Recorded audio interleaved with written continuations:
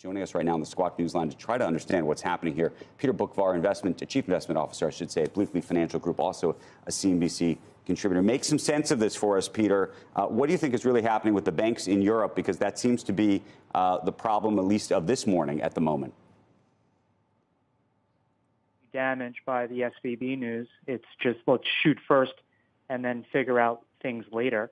I don't think that many of these large European banks have deposit fleeing risk, but I think what this is telling us is there's the potential for just a large credit extension contraction that banks are going to embark on, focus more on firming up balance sheets, and rather than focus on lending. And also you have years of low interest rates where a lot of these banks loaded up on duration and in Europe with up until recently with yields below zero.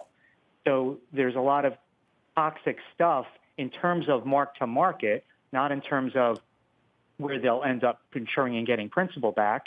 But that's what this is. It's a balance sheet rethink that the markets have.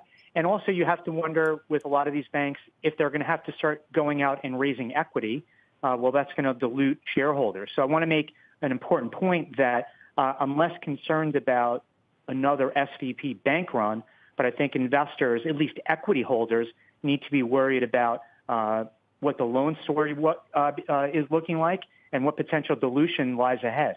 Right. The mark-to-market issue, Peter, I mean, that we've seen that play out also in the Japanese banks over the past couple of sessions or so. And so I'm just trying to figure out in terms of the European banks, is this the concern that there's an SVB-like sort of blow-up hidden in their books?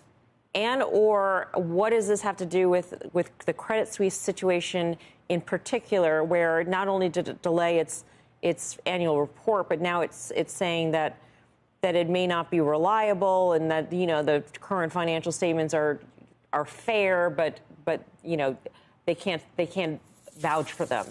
I'm paraphrasing. Yeah, I mean, it seems like the Credit Suisse situation has been ongoing for the last couple of years. Sure. And it's not just coming out of nowhere. And one has to believe that at the end of the day, how can the Swiss government not backstop Credit Suisse in some way? That doesn't mean the equity is going to be worth anything, but at least the functioning of the bank and the depositors will be protected, just as we saw here with a few banks.